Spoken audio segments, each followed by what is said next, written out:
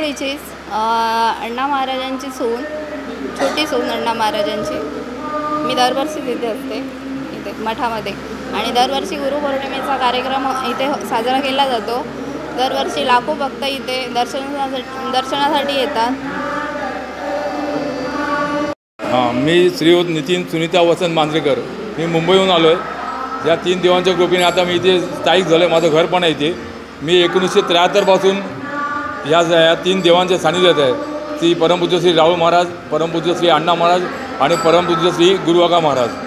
आम्हाला यांचे असंख्य अनुभव आहेत. हा जो का मी तुमच्या समोर आहे ते या 3 देवांच्या कृपेनेच आहोत. इथे लाखो भक्तांना प्रत्येकाला काही ना काही अनुभव आलेला आहे.